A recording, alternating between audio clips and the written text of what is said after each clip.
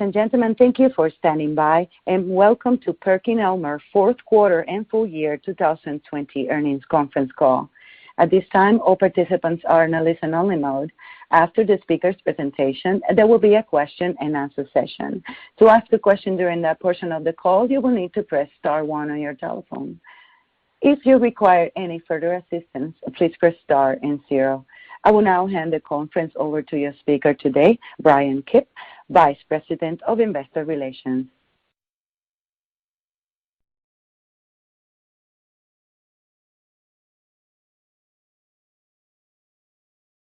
Thank you, operator. Good afternoon, and welcome to the PerkinElmer Q4 and full year 2020 earnings conference call. With me on the call today are Prahlad Singh, President and Chief Executive Officer, and Jamey Mock, Senior Vice President and Chief Financial Officer. If you have not received a copy of our earnings press release, you may get one from the investors section of our website at www.perkinelmer.com. Please note this call is being webcast live and will be archived on our website until February 16th, 2021. Before we begin, we need to remind everyone of the safe harbor statements that we have outlined in our earnings press release issued earlier this afternoon, and also those in our SEC filings. Statements or comments made on this call may be forward-looking statements, which may include, but not are necessarily limited to, financial projections or other statements of the company's plans, objectives, expectations, or intentions. These matters involve certain risks and uncertainties. The company's actual results may differ significantly from those projected or suggested by any forward-looking statements due to a variety of factors, which are discussed in detail in our SEC filings.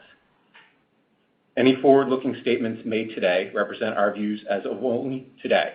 We disclaim any obligation to update forward-looking statements in the future, even if our estimates change, so you should not rely on any of today's forward-looking statements as representing our views as of any date after today.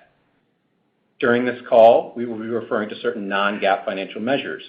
A reconciliation of non-GAAP financial measures we plan to use during this call to the most directly comparable GAAP measures is available as an attachment to our earnings press release. To the extent we use non-GAAP financial measures during this call that are not reconciled to GAAP in that attachment, we will provide reconciliations promptly. I am now pleased to introduce the President and Chief Executive Officer of PerkinElmer, Prahlad Singh. Prahlad? Thank you, Brian, and good afternoon, everyone. A year ago, I started my prepared remarks talking about how 2019 was a seminal year for PerkinElmer, and I had no doubt that the positive changes we had completed would become increasingly apparent to external stakeholders in the quarters and years ahead. Looking back now, it is hard to believe how much has changed in such a short period of time. From where we stand today, looking back on 2020, we are a more collaborative and cohesive organization. We've reduced red tape, promoted cross-functional collaboration, and struck a chord with employees that has resulted in our launching of several breakthrough innovations. The energy and purpose that pervaded throughout 2020 was inspirational. Our collective mission to improve lives propelled us as we rallied together to respond to the call to action to help, all while making sure that we did not lose sight of our 4 guiding principles that we highlighted at the onset of the pandemic: keeping our employees and companies safe, utilizing our expansive capabilities to join in the fight against COVID-19, serving our customers with excellence during this difficult period, and emerging from this crisis a stronger company. I could spend the next hour highlighting the countless examples of employees who went above and beyond in 2020. However, instead, I will take a moment to thank them and their families personally. Many did not receive the spotlight they duly deserved, but their tremendous sacrifices did not go unnoticed by us nor our customers. They each personify our mission and I could not be prouder to be working alongside them and the rest of our 14,000 colleagues on a daily basis. Their efforts in 2020 emboldened PerkinElmer's place in the world.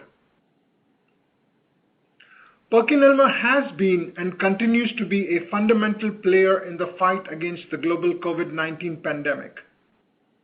However, as I have said before, we do what we do because we are passionate about helping people. It's personal. Our COVID-19 response is just one example of the power of our company. We are a multifaceted and multi-talented organization. As we look ahead, one thing is for certain, we will emerge as a stronger organization. We are a leading global diagnostics brand. We are an exemplary global citizen, a thought leader, a strategic partner which does what's right and puts the worthy cause of achieving breakthroughs in healthcare and science first. Most of all, we have learned a lot over the past year, honed our collective skills, and developed capabilities that we as an organization didn't have a year ago. That's why, even when the pandemic subsides and we are operating in the new normal, things will never be the same. We have earned a seat at the table by clearly demonstrating we are leaders in the fight for making the world better and safer. And I truly hope that that is what you take away from today's call. In terms of the fourth quarter and full year financials, Jamie will detail our results in a few minutes. But at a high level, I'm very proud of our performance throughout 2020. Fourth quarter results far surpassed the guidance we communicated on the third quarter earnings call. We delivered the best quarter of organic growth and profitability since the creation of the modern-day PerkinElmer in 1999.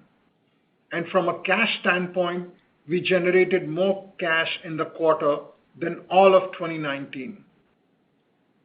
For the full year, the team delivered 29% organic growth, including over $1 billion in COVID revenue, adjusted operating margin expansion of over 1,100 basis points, greater than 100% adjusted EPS growth, and in excess of $800 million in free cash flow generation. That being said, while the headline financial performance is certainly impressive, it is important to also not lose sight of the fact that we aided more than 1,000 new diagnostics customers in their efforts to combat the pandemic. We shipped more than 25 million COVID-19 PCR tests, expanded our Chemagic installed base 3 times to over 1,600 instruments worldwide, and launched best-in-class solutions such as our Explorer workstation, which boasts unparalleled sample throughput and setup flexibility. We also invested back into the company. We spent an incremental $25 million in people and digital capabilities and invested more than $200 million in R&D to ensure that we continue to build a robust pipeline of new products across a full suite of technologies. Inorganically, we are deploying approximately $800 million in capital, adding new and exciting assets to the PerkinElmer family, including Horizon Discovery, which uniquely positions us to propel cell and gene research forward through our combined screening and genomics solution, and also Oxford Immunotec. And we gave back.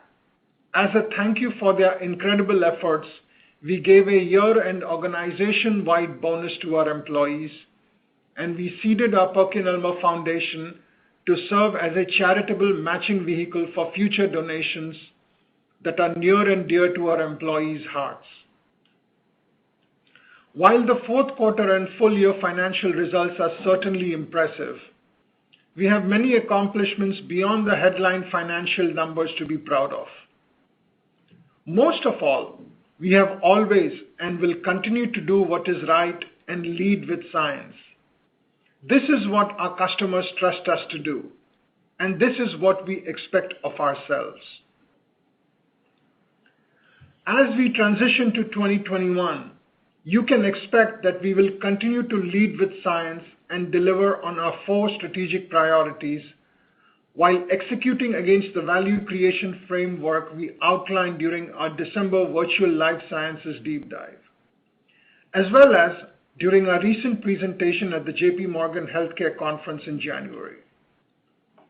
In terms of our strategic priorities, our goals remain the same in 2021 on the customer front. We aim to go above and beyond for them while owning their trust as a true strategic partner. I mentioned earlier that we had made significant headway in enhancing the customer experience last year, and we seek to further build on that momentum this year. To that end, we launched our new global commercial function last month, which will support all 3 regions in a strategic and agile way.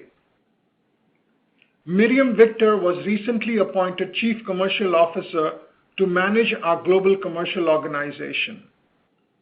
She has done a phenomenal job as the General Manager of our EMEA region over the past 2 years. By centralizing our commercial efforts, we hope to further codify our go-to-market strategy across all segments and geographies, as well as promote collaboration and democratize best practices across the organization. On talent and culture, we plan to accelerate our employee engagement and brand advocacy efforts in 2021. While we are proud to have one of the lowest voluntary turnover rates in the industry, there is certainly more we can do to improve our most valuable resource, our people. In 2021, we plan to elicit feedback on our recent efforts through employee satisfaction surveys to ensure that we have the right programs in place to be certain that our employees are happy and fulfilled professionally. On the transformational innovation front, while 2020 was an extremely successful year in terms of new product development, there were a lot of behind-the-scenes learning as well, as we pushed the R&D organization harder than ever to respond to the rapidly evolving needs of our customers. In 2021, our aim is to build on the NPI introduction successes of 2020, while also democratizing prior learnings and institutionalizing process improvements so that we can continue to optimize our R&D engine for the years ahead. Within operational excellence, as we continue to scale our company, every function increasingly plays a role in making PerkinElmer more efficient and agile. Operational excellence is a muscle that all PerkinElmer employees need to hone. Whether it be R&D, manufacturing, operations, or cash collection, we are constantly looking across the organization at ways to improve our operational rigor, and given we're in the early innings of this effort, there's lots we can do. In 2021, expect that we will continue to march ahead, focusing heavily on quality, quote to delivery, and cash collection. And from the perspective of leading with science, we will continue in 2021 to listen to our customers, keenly track scientific advancements, and challenge our teams to think about ways we can uniquely tackle the scientific challenges of today and tomorrow. For example, think back to a year ago. There wasn't as much focus on the diagnostic nuances between humoral and cell-mediated immune response. In a post-COVID world, we are firm believers that there will be an increased research and clinical focus on developing diagnostics for infectious diseases, autoimmune disorders, or cancer that look at the patient's humoral and cell-mediated response to disease. Euroimmune recognized the importance early on in 2020 and invested in their own T-cell assays. However, as it became more apparent to us that this is where science is likely headed, we as an organization proactively quoted Oxford Immunotech to enhance our expertise and accelerate our capabilities on this front.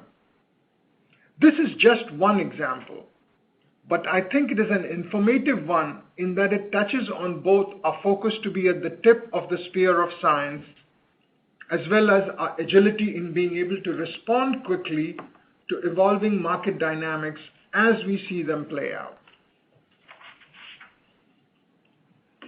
Before I make some closing comments, I wanted to thank and congratulate Brian. As you know, one of our strategic priorities is talent and culture. Brian Kipp is an exceptional talent that joined PerkinElmer 2 years ago, and I'm proud of the work he has done in reshaping our investor relations function over this time. He recently accepted a new internal role that will result in him transitioning out of his current investor relations responsibilities. I could not be more excited for him, and I have no doubt he will do a phenomenal job in his next chapter at PerkinElmer. In closing, I'll end where I started. It is astounding to think about PerkinElmer's progress over the past year. We truly are a different organization, though our guiding mission remains our North Star, innovating for a healthier world. We have earned the right to lead in key areas with the greatest impact on health and science, and have built the internal momentum and esteem with our customers and partners to continue to do so. I'm inspired and humbled by our team, and I couldn't be more excited for the opportunities that lie ahead. I'll now turn the call over to Jamie. Thanks, Prahlad, and good evening, everyone. To start, I echo Prahlad's remarks, and as I've reiterated throughout 2020, I could not be prouder of our team and how they collectively responded to address the needs of our customers and society during these unprecedented times. I have no doubt our shared learnings position the organization well as we aim to tackle the challenges of tomorrow. Before turning to the financial results, I want to remind everyone that our fourth quarter earnings call presentation has been posted on the investor section of our website under financial information. I will begin my prepared remarks by highlighting the fourth quarter. Then I'll provide some additional color on our served end markets and financial metrics, and I will end with a quick look back on our 2020 results and our 2021 guidance. At a high level, we are extremely pleased with our record fourth quarter and full year results. The organization executed remarkably well throughout 2020 despite an extremely difficult macroeconomic backdrop. And as we look ahead to continued sequential improvement in our customer engagement and business activity during the fourth quarter positions us well as we turn the fiscal calendar to 2021. During the fourth quarter, adjusted revenue grew 68% to $1.36 billion compared to last year, and included a 3% foreign exchange and negligible acquisition tailwind. Organic revenue grew 65%, 2 percentage points better than what we previously communicated. Overall, COVID-related products and services contributed $549 million in the quarter, propelled primarily by our PCR tests and RNA extraction solutions, as well as our turnkey lab-in-lab testing solutions in the state of California and the United Kingdom. In total, excluding the impact of our labs, our PCR and RNA extraction products contributed over $300 million of COVID revenue during the fourth quarter. By business, diagnostics, representing 63% of total sales, increased 172% organically. Strength in our immunodiagnostics and applied genomics businesses more than offset the improving but ongoing modest declines in our reproductive health franchise. Discovery and analytical solutions, representing 37% of total sales, declined 2% organically, as strength in our life science business was offset by more muted demand conditions in food and applied end markets. On a geographic basis, Americas grew strong double digits, Europe grew triple digits, and Asia Pacific grew low single digits. China remained in negative territory, though improved sequentially. Early signs point to a healthy rebound in our China business as we advance into 2021. Operationally, we are extremely pleased with our performance this quarter. Adjusted operating margins expanded approximately 1,800 basis points to 42%, led by volume leverage, business mix, and productivity programs. Adjusted earnings per share of $3.96 in the fourth quarter nearly tripled versus the fourth quarter of 2019. Looking further into key drivers within our segments, let's start with our diagnostics business. As mentioned in my earlier remarks, organic revenue increased 172%, as robust growth in Europe and the Americas drove the momentum. Our applied genomics business led the way, posting over 420% growth on broad-based momentum across all geographies, with strength in our nucleic acid extraction, liquid handling, and sample prep product lines. Nucleic acid extraction and automated liquid handling grew over 12 times and 7 times respectively versus the fourth quarter of 2019. And as Prahlad recently mentioned, we installed over 1,000 Chemagic systems and 600 GNS liquid handlers in 2020. Both platforms have gained share and positioned our applied genomics business well as we eventually transition to a post-COVID world. Meanwhile, immunodiagnostics growth increased over 250%, with Euroimmun growing over 20%. Demand for our portfolio of RT-PCR assays remained particularly strong across the globe, and serology demand was consistent on a sequential basis. Reproductive health declined low single digits organically, driven by lower newborn and prenatal testing in Asia Pacific and Europe. America's newborn increased mid-single digits, while Europe and Asia Pacific declined high single and double digits respectively. Birth rate pressures globally remain a headwind.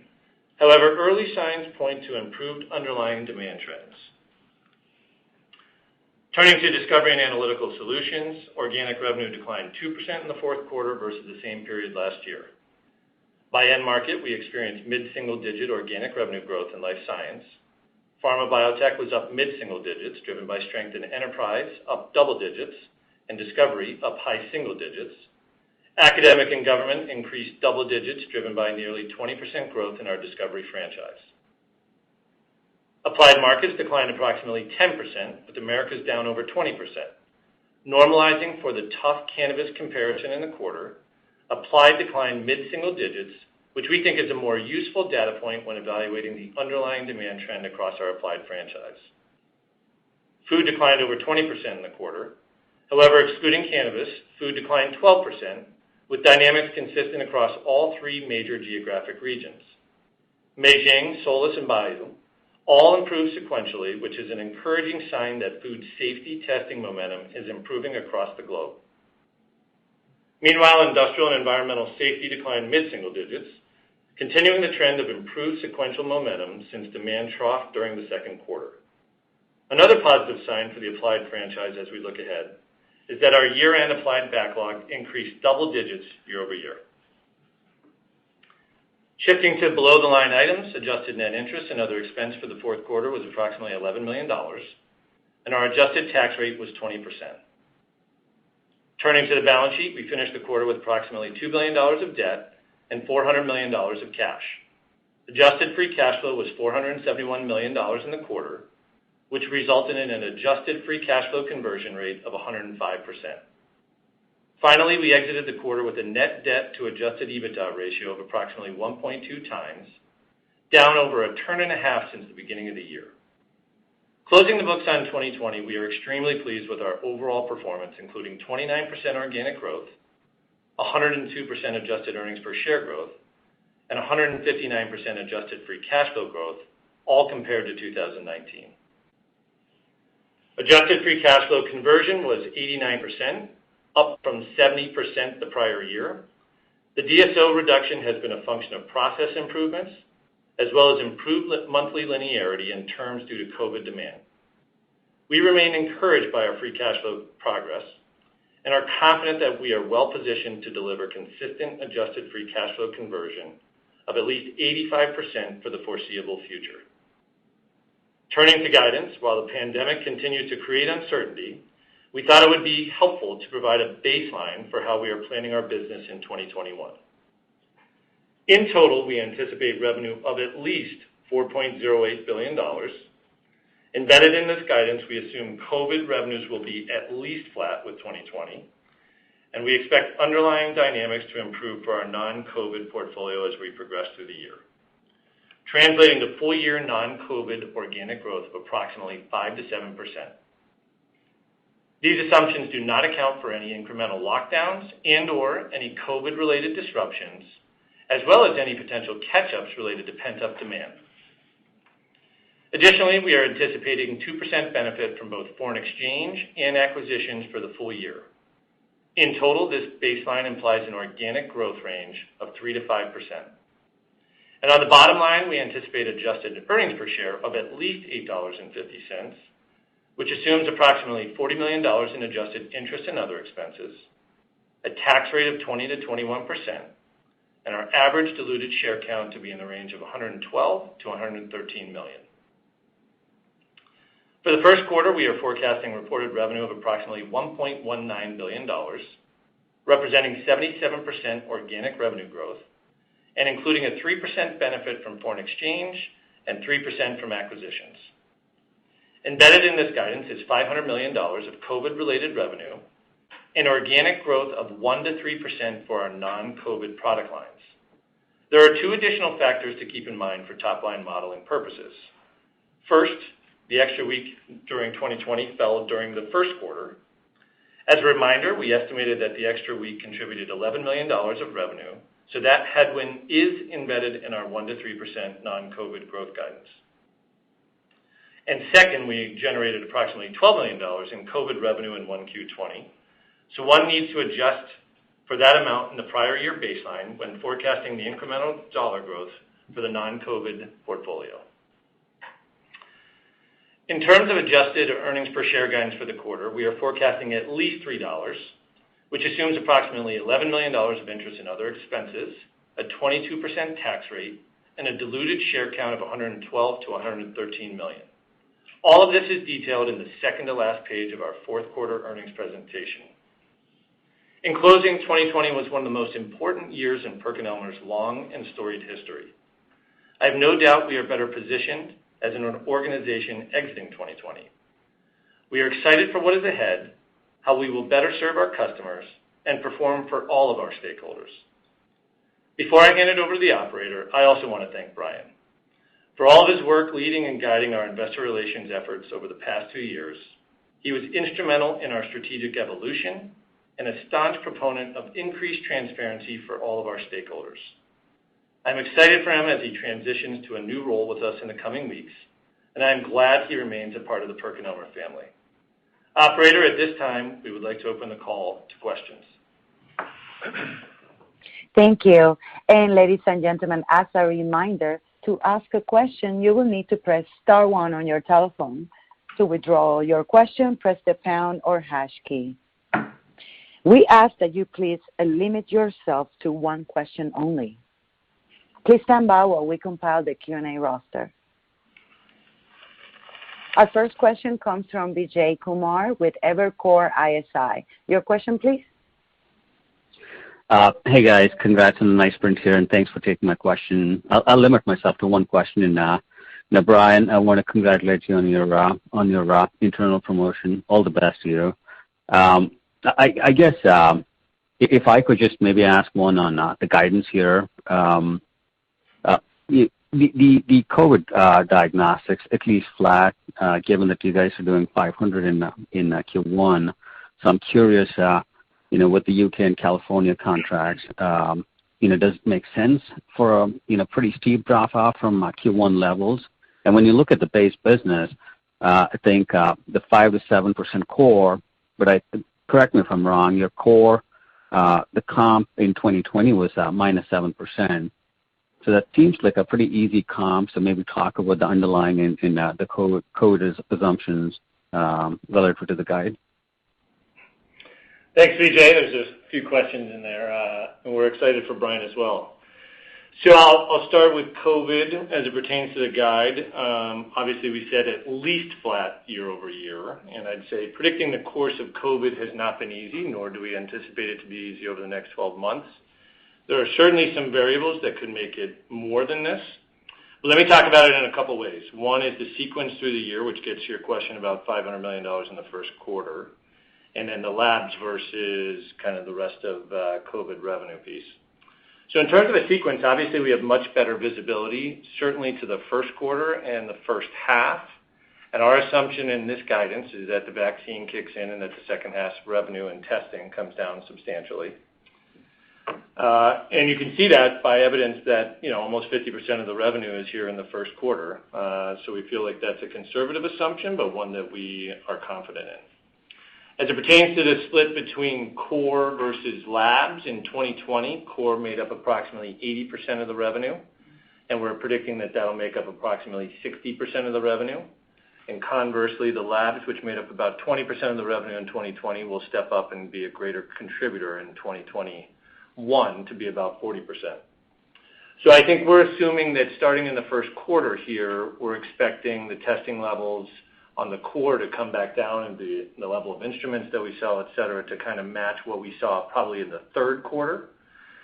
And then as it pertains to the labs, we've got a couple variables at play. First is in the UK, our contract only is valid through the end of March. So we're not yet sure whether it'll be extended beyond March. We haven't been told yet. We're obviously talking to them about that now. So this guidance assumes that the UK finishes at the end of the first quarter, and there is no revenue assumed in the second quarter and beyond. And then California, as you've seen, is a slow and steady ramp. So it's public information. We've ramped from almost no testing at the beginning of November, and now we're probably about 20,000 tests per week. But there's numerous sites throughout the state of California that they're trying to bring into the program, but those are slow and steady. So we expect California to ramp up here, but it's not nearly as fast as we think, and so therefore we've taken a pretty conservative assumption in the first half here as well, and then it tailors back down in the second half as well. So overall, a lot of variables in play, Vijay. We're trying to set a floor here that says we think we can be at least flat. It's very much front-end loaded here, and there's certainly some potential for upside here, and our supply chain can certainly deal with it as we advanced in 2020. Non-COVID. Well, non-COVID. So on the non-COVID side, the first quarter, I think the comp is a -3%, not a -7%. The rest of China was the one that was impacted the most. I think China was down over 30% in the first quarter last year. The rest of Europe and Americas was quite strong in the first quarter, which blended to down 3%. So if you look at our 1 to 3% guidance here in the first quarter, that embeds the extra week, which is the equivalent of probably 2 percentage points. So it's more like a 3 to 5% guide. And we've seen a slow and steady uptick here. So second quarter of last year was where we troughed. We hit, I think, -14% on the core book. Third quarter, we hit -6%. This past quarter, we hit -3% with a couple difficult comps in there. So we continue to see this trend up. As it pertains to the 5 to 7 overall for the year, obviously we'll probably see the largest growth from an organic growth rate perspective in the second quarter due to the comp, and then it'll start to normalize in the back half of the year. Understood. Thanks, guys. Thanks, Vijay. Thank you. Our next question comes from Derik De Bruin with Bank of America. Your question, please. Hi, good afternoon. Hey, Derek. So I want to ask on the margin progression. It's like, so how should we think about the decremental on the operating margin for 2021? And I know that it's at Tycho's conference, you put out some targets for the 2023 outlook. So I'm just curious. And sort of like, can you sort of talk about the margin progression going forward and what the impact is of the recent acquisitions, and I know Oxford's not, and what sort of Oxford can sort of like have an impact on the margin. Just I'd love to get your general thought on near term and then longer term margin profile. Thank you. Sure. So let me answer the last part quickly. So Oxford is not assumed in any of this guidance. We probably should have made that clear. Horizon is the only one that we've closed on, so Horizon is embedded in this overall guidance here. So let me talk to the year, and then I'll talk to the sequence throughout the year. Overall, obviously, we're guiding at least $8.50, which is up 20 cents. The COVID overall revenue is flat, as we mentioned, and then the core growth kicks in. So we probably get about 60 cents of increase due to the volume, and then we're reinvesting that back into OpEx. I'll talk to overall gross margin. So gross margin, we're expecting to be flat year over year.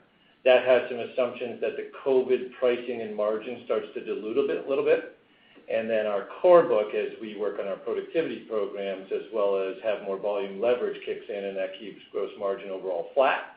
And then we will continue to reinvest into OpEx here. So we started that towards the second half of last year. We're going to continue to do that. I would say we have a very flexible variable cost base, or overall cost base, so we can toggle this on and off with the level of growth that we have. We want to continue to do so, and we'll make the investments that we have been, both in our talent, R&D, digital, et cetera. In terms of progression through the year, obviously with a more material COVID first half, the margin rates will be much more substantial. And then in the second half, it'll be our assumption is that it comes down, and we start to accrete off that 2019 platform. So you mentioned Tycho's conference, and we laid out a 2023 game plan to be 23% or better. We certainly have not lost sight that this business overall can be 25% plus, and we will start to grow margins here at the back half of this year from a productivity programs perspective and extra volume. So I'd look at 2019 levels towards the back half of that year and add some productivity to it, and that's what we expect there. Great. Thanks for the input. I'll get back in line. Thank you. Thank you. Our next question comes from Dan Arias with Stifel. Your question, please. Good afternoon, guys. Thanks. Jamie, can I just go back to the question on the guide? I mean, I thought the idea was that you guys were kind of trying to convey that this is a business that can do 5 to 6% organic in a normalized environment. So against a minus 6% comp, that seems pretty conservative. Is there something that I'm missing there, or is there an element that maybe I'm not understanding? Yeah, I mean, I'm not sure I would say today's a normal environment. I think people are starting to live in a new normal environment, but I think right now it's still, I wouldn't say, a completely robust environment. That said, I mean, we feel confident that the long-term prospects are much faster from a growth perspective coming out of 2020 than going into 2020. And so, but we've seen a steady, as I mentioned earlier, Dan, we've seen the steady increase quarter over quarter. So as I mentioned, we went up about 6 points each quarter and 3 points in the fourth quarter. But if you normalize some things, probably a little bit more.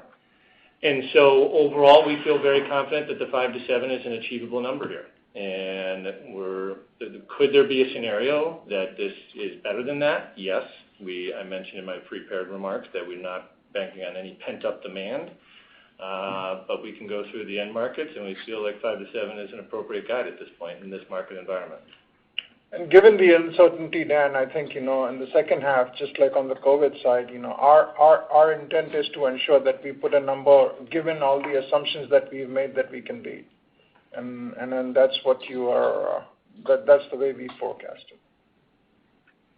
Okay, but just to be clear, it does look like you exited the year with a DAS backlog that's good. You're seeing some improvement in food safety demand that makes you think that maybe overall the food business is trending in the right direction. And then on the diagnostic side, it sounds like on the ImmunoDX business, on the non-COVID side of that, you're approaching normalized, right? I mean, so if we're lining up the things that seemingly could take you higher, it feels like there are a couple of elements here that suggest that could actually take place. Is that yeah fair? I mean, I think there's certainly a possibility that the end markets can perform better than what we're planning on right now, and if that happens, we could certainly be north of 5 to 7%.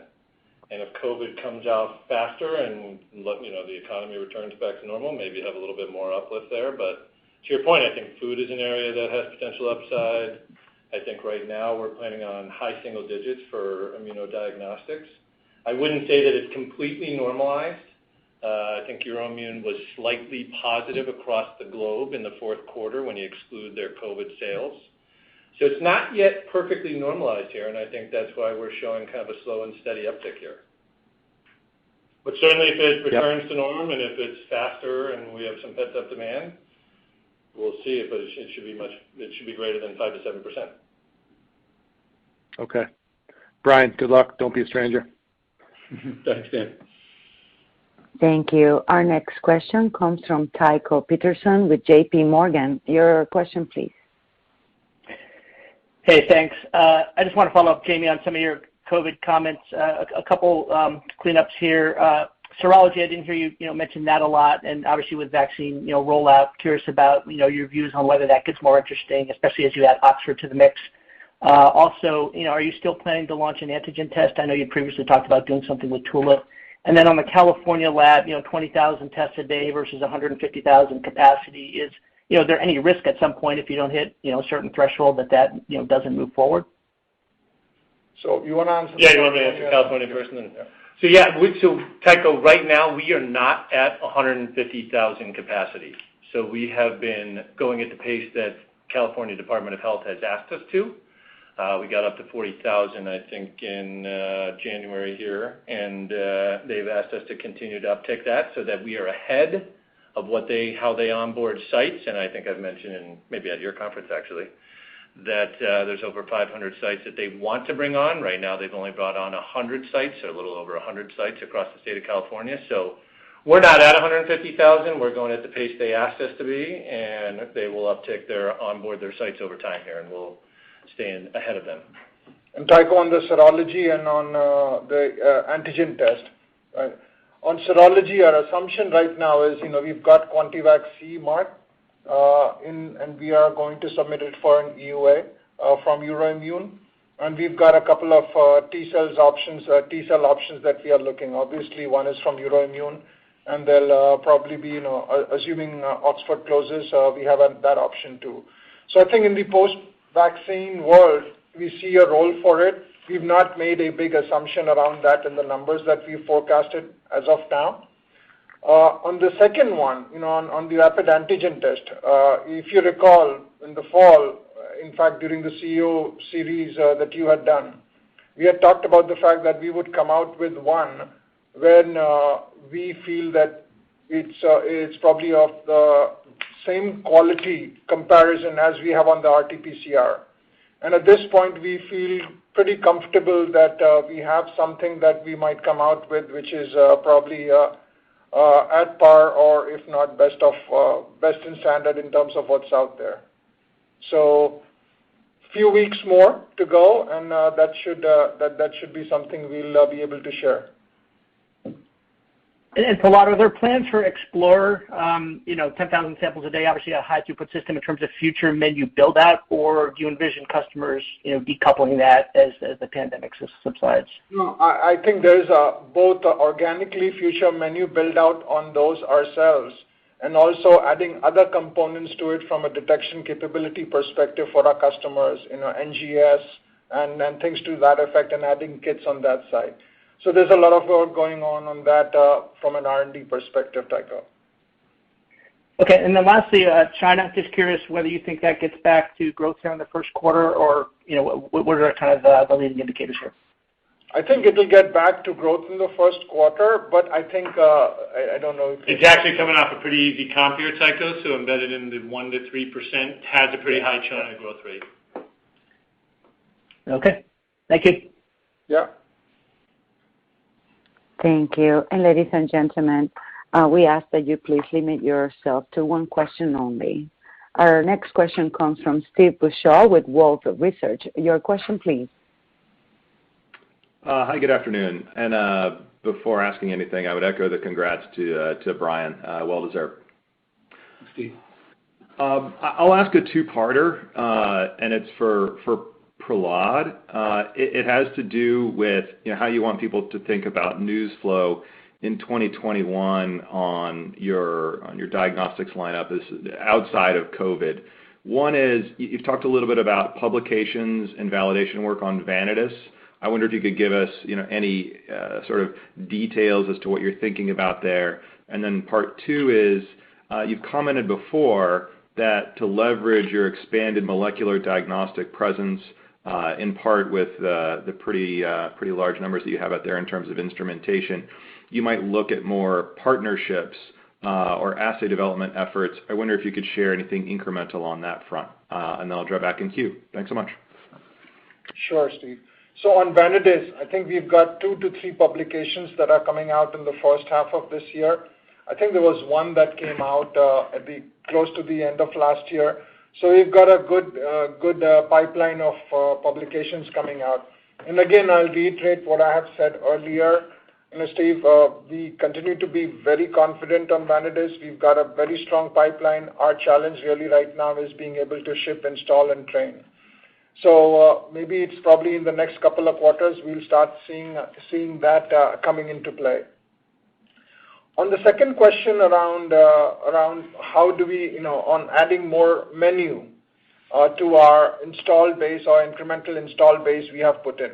I think, again, there we are going with a 3-pronged approach. One, organically what we develop through Euroimmun or through our Turku and Taichung labs. Second, partnering with other companies that have got approved molecular assays that are out there. And third, obviously, is the M&A and acquisition targets. So the number 2 and number 3 are in place, Steve, and hopefully we'll have something more to announce in the second half of the year. Thanks a bunch. Yeah. Thank you. Our next question comes from Dan Lerner with Wells Fargo. Your question, please. Thank you. So, two-parter on the COVID assumptions. I think it might be helpful to understand if the component of your PCR RNA extraction business, how much of that is equipment versus consumables as we make assumptions around durability? And then just to clean up, can you offer up the China growth rate in the quarter and what you expect, broad brush strokes to look like in 21? So, yeah, from an instrument perspective, Dan, it's probably less than 10% of the revenue overall from an I missed the second part. What was it? China. What was the actual growth rate in 4Q and then expectation in 2021? China was down mid-teens in the fourth quarter. So if you go through the progression of the year, down 32% in the first quarter, and it got a little bit better throughout the entire year. But then as we go into the next year, our assumption is that it is high single, double digits for China throughout the year here, starting in the first quarter. And Dan, when you look at that, it's split. Diagnostics is worse than what we saw in aggregate for China in 4Q, and DAS is better. So the underlying analytical is stronger than the aggregate performance. Okay. Thank you. Thank you. Our next question comes from Steve Willoughby with Cleveland Research. Your question, please. Yes, hi. Thanks for taking my questions, and good luck, Brian. Jamie, I was wondering if we could just circle back one more time on some of the assumptions as it relates to COVID. I guess first, you talked about how the state of California has asked you to increase capacity in that lab there. So I presume that would also mean that basically the minimum amount of revenue you should expect to receive from that contract should increase in the first quarter versus what you saw in the fourth quarter. And then, in the UK, I believe your larger of your 2 labs didn't open until the beginning of December, and that has continued to ramp up, we believe. So, shouldn't both California and the UK contribute meaningfully more in revenue, COVID revenue, in the first quarter versus what you saw in the fourth quarter? No, actually, so it's about flat to the fourth quarter, Steve. So as you're right on California, that overall in the fourth quarter was a minimal amount of capacity and volume. So that'll substantially uptick in the first quarter here. But as it pertains to the UK, as I mentioned earlier, first of all, in the fourth quarter, we had a lot of instrument sales as well as an implementation fee and some stocking, both due to Brexit and the risk of Brexit, as well as getting ready for the first quarter ramp. And right now, our assumption in the first quarter is that there are much less reagents because we're not sure whether we will continue on with the contract after the first quarter here. So right now it's basically So can I ask? comes down and California comes up, and you're overall flat. Can I ask a follow-up on that, Jamie? Just how are you guys thinking about that UK contract, going beyond March? I mean, if there's any way to ballpark, if you think that continues or not. We don't have any. We don't have it in our guidance at all.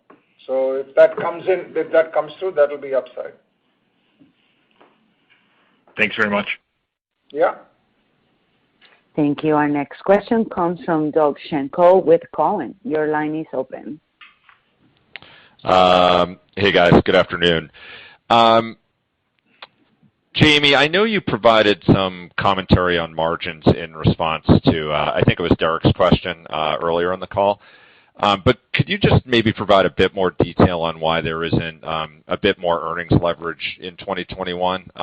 You're expecting to grow the top line, I think, around 8%, and I think, with the flow-through, you're talking about only about 3% earnings growth. What were some of the key factors we should be considering as we think about 8% versus 3%? Yeah. So two things. One is that Horizon is basically, we said, nominally accretive here. So you have a lot more OpEx costs as a result of that. I said overall gross margin we're assuming is flat. And then we're going to uptick our R&D and selling and marketing and some of our digital investments here, Doug. So I think we're using some of that profitability this year to invest in the OpEx line and continue to improve the outlook from a growth rate standpoint. Okay. That makes sense. And then one for Prahlad. One of the clear goals that you've articulated since taking the helm as CEO has been to better integrate acquisitions, the sales force, and R&D organizations across the company. We've seen some clear progress on that front. I was curious if you could just provide a bit more detail on how you see Oxford and Horizon filling into this strategy, or I should say fitting into this strategy, and what are some examples of areas where you can leverage capabilities to accelerate growth for both of these deals. Thank you. Sure, Doug. I think the way what we've done, and the reason it has worked for us so far, is we have always integrated our acquisitions right, rather than heavy or light or appropriately. And I think maybe I can talk a lot more around Horizon than on Oxford because we haven't closed on Oxford. But as you think through it, right, give you one example. Horizon has a group of strategic account managers with pharma that are very well penetrated, and a lot of the business flow through comes from them. So in this case, for us, it's more of a reverse integration, just to give you an example, where we can build on that core competency that Horizon has around strategic account managers, specifically in pharma and biotech, and use them and add our assays and imaging and detection portfolio and discovery portfolio to that bag. So for us, what is more critical is to look at the opportunity look at the target that we are integrating and see where there are opportunities. And most of our focus right now has gone around commercial synergies and technology synergies. And obviously, Jamie and I both have talked earlier about the whole aspect around how we bring in our automation expertise, for example, with Oxford. So that will play a role. That doesn't mean that that we don't have the cost synergies or the corporate opportunity of the cost opportunities around corporate costs. But for us, the focus is primarily around commercial and technology synergies.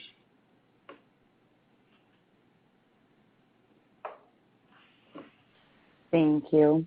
Our next question comes from Matt Sykes with Goldman Sachs. Your question, please. Thanks for taking my question, and congrats again, Brian. Well deserved. I just wanted just one question from me, just on the DAS division. Obviously, life sciences had a good fourth quarter. I just want to get at the sustainability of enterprise and discovery within that, and if that is sustainable, how should we think about food and applied kind of coming up the curve as they recover, and how does that kind of fit into your guide for the year? Sure, yeah, Matt. So I would say discovery, that overall, as we laid out in December, we're encouraged by the life sciences franchise as a whole, and we've said that long term we believe it can grow 6% plus. Discovery has certainly gotten a lot better. Enterprise is coming off a little bit of a tough comp as we head into this year, so we're a little less bullish there. Informatics has been consistent overall at kind of 10% plus, so life sciences looks strong. Food has been a more challenging market to understand here and see what will happen. We're assuming some kind of rebound here in 2021, but not gangbusters. So I would say it's up mid-single digits as well. And so that could be an area that provides additional growth versus our current guide. Great. Thanks a lot. Thank you. Our next question comes from Brandon Couillard with Jefferies. Your question, please. Hey, thanks. Just a high-level question, Prahlad. If you think about just capital deployment priorities, obviously you're throwing off a lot of free cash flow. You've already done 2 deals. Let's talk about your bandwidth to absorb another acquisition right now. Do you expect to sort of take a pause as you absorb, Oxford and Horizon, and then just your appetite for share repurchases this year? Brandon, our priority will remain on M&A, and I think our appetite is pretty good, and I think we will be acquisitive in 2021. And on share repurchases, Brandon, we assume in our outlook here that we're going to keep it flat year over year. Great, thanks. Thank you. Our next question comes from Jack Meehan with Nephron Research. Your question, please. Thank you. Just a couple on the reproductive health segment. I was wondering if you could give us an update on genetic testing, how that business performed in 2020, guessing a little bit of pressure from the pandemic, but what the outlook looks like for 2021. And then what are the expectations for newborn screening? You have some easy comps, but just talk about how that's going to trend throughout 2021. Sure. I think from 2020 perspective, obviously the pandemic did have an impact on genetic testing, not for us, for the industry as a whole, but it has started coming back. And also, keep in mind, Brandon, that most of the team there was focused on ensuring that the California and the UK labs get up and running. So our focus had shifted because they sort of were the nucleus of ensuring that these labs, take off and we execute flawlessly. From a reproductive health perspective, our assumption, I think, going into it is low single digits for the year. We continue to see, we've seen continued pressure on birth rates for the past few years. But, again, as I've said earlier, that's not sustainable. So our assumption on that is probably flat to low single-digit decline on birth rates, but compensating that with menu expansion and some of the new NPIs that we've talked about, Ionis being one of them, I think SMA and DMD, right? So that's sort of our thinking around reproductive health.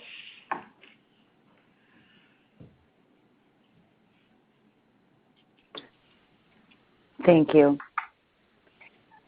And our last question comes from Dan Brennan with UBS. Your question, please.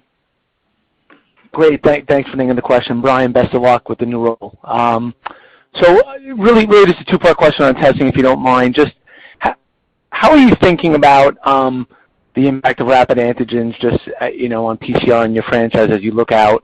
And then B, while I know there's a, very wide range of outcomes, with the vaccine and kind of what happens to testing, but any way to think about like kind of guideposts as we cycle past even 21 into 22, just given how big of a part of a business it is? Obviously, symptomatic testing may come down, but you could have a lot of screening that takes up the slack. Just kind of wondering, just some early thoughts about just kind of, a range of outcomes we might contemplate. Thank you. Sure. I think one thing to keep in mind is even around RT-PCR, the benefit that we have is we have a full array of assays around RT-PCR that are EUA approved. As you look at it, we've got pooling, we've got asymptomatic. So, as this moves forward and as pooling starts to play a role around RT-PCR, we already have an EUA approved assay for symptomatic and asymptomatic. Outside of that, Dan, as you look at rapid antigen testing, our intent is to bring out a test there which has a high level of sense and spec, because the idea really is that you don't want to be in your low 80s or late 70s in terms of sense and spec when you want to release that test, and that's why we have not been the first one to the game, but I feel very confident that when we come out with one, the sensitivity and specificity of the test will be compelling enough for it to gain rapid traction. Great. Okay, Prahlad. Thank you very much. Yeah. So thank you. Thank you, operator, and thank you all for your questions. As we've shared, both of us shared, 2020 was a seminal year in our long and storied history. Our team is energized and focused on building off our recent successes, and we want to tackle the challenges of tomorrow. I want to again take the opportunity to thank the 14,000 employees across the globe. Thank you for your interest and support of PerkinElmer, and I look forward to providing further updates on our first quarterly earnings call. Thank you. And ladies and gentlemen, thank you for participating in today's conference. You may now disconnect. Have a good night.